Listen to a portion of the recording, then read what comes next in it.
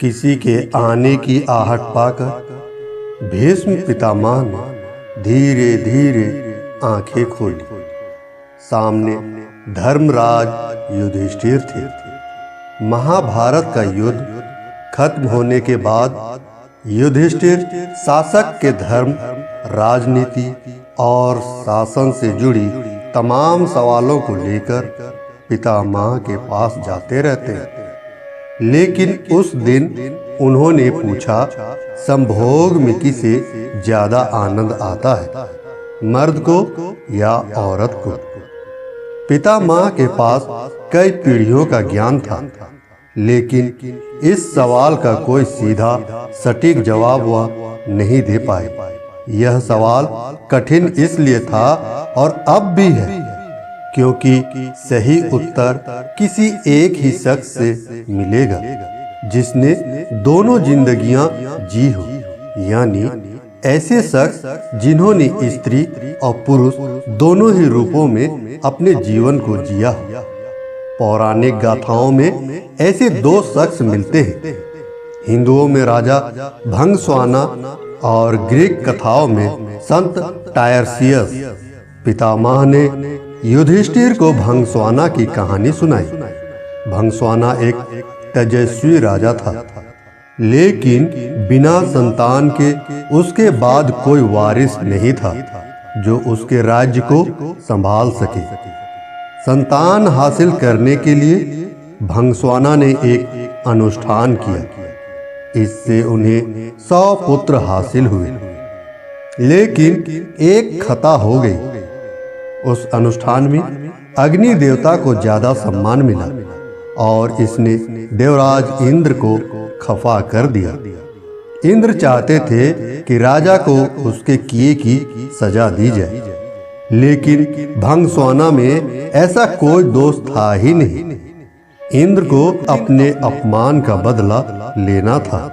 तो एक दिन जब राजा शिकार पर निकले, तब देवराज ने उनकी बुद्धि फेर दी।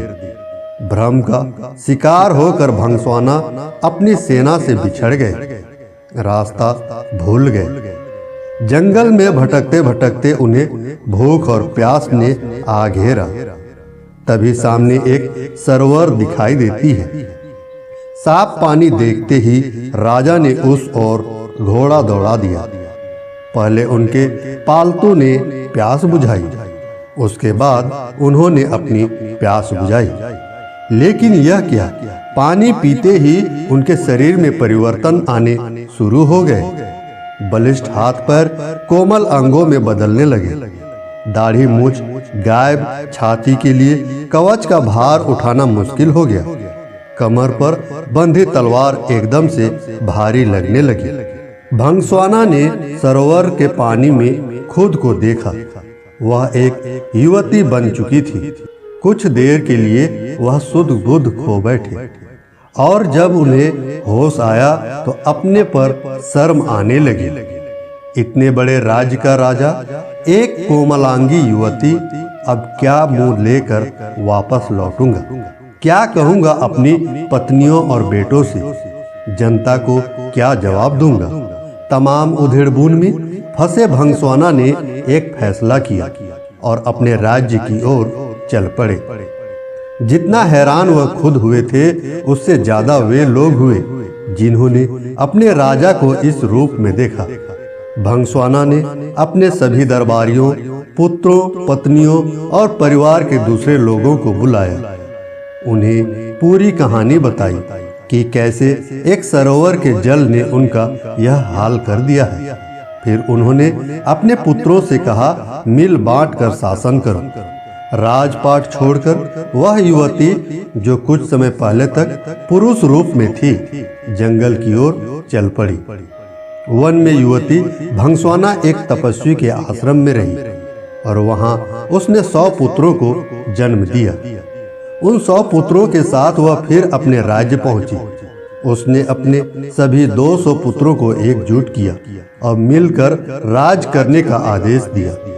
उसके बेटों ने बात को मान ली, लेकिन स्वर्ग के दरबार में बैठे इंद्र को यह अच्छी नहीं लगी। राजा इंद्र ने सोचा, मैंने तो भंगस्वाना को दंड दिया था, लेकिन उसके पुत्र खुशी खुशी राजपाट कर रहे हैं। यह तो कोई सजा नहीं हुई। इंद्र ने एक ब्राह्मण का वेश धारण किया और भंगस्वाना के बेटे के बीच फूट डाल दी। जो भाई मील बांट कर सत्ता का आनंद ले रहे थे, वे आपस में लड़ मरे। युवती भंगस्वाना को जब इसका पता चला तो वह बहुत दुखी हुई। इस समय इंद्रदेव ने ब्राह्मण के रूप में उसके पास पहुंचे और कठोर शब्दों में बताया कि क्यों उसे अपने पुत्रों की मौत का कष्ट झेलना पड़ रहा है। युवती ने तुरंत इंद्रदेव के पांव पकड़ लिए, माफी मांगी। तब इंद्रदेव ने कहा कि वह या तो उन पुत्रों को जीवित करेंगे जिन्हें भंगस्वाना ने राजा रहते जन्म दिया, या फिर उनको जो युवती बनने के बाद पैदा हुए। भंगस्वाना ने उन पुत्रों को जीवित करने का आग्रह किया जिन्हें उसने युवती बनने के बाद जन्म दिया। इंद्र के कारण पूछने पर उसने बताया, पुरुष की तुलना में एक स्त्री अधिक स्नेह कर पाती है और उन्हें पुरुष से ज्यादा संभोग के दौरान आनंद आता है। इसलिए इस आनंद को प्राप्त करने के लिए इंद्रदेव से प्रार्थना की कि वो अब हमेशा के लिए स्त्री रूप में ही रहना पसंद करेगी। पितामह भीष्म के मुंह से इस कहानी को सुनने के बाद युधिष्ठिर ने यह समझ लिया कि संभोग के दौरान स्त्री को सबसे ज्यादा आनंद आता है। दोस्तों, आज की वीडियो में बस इतना ही। उम्मीद करता हूँ ये वीडियो आपको अवश्य ही अच्छी लगी होगी।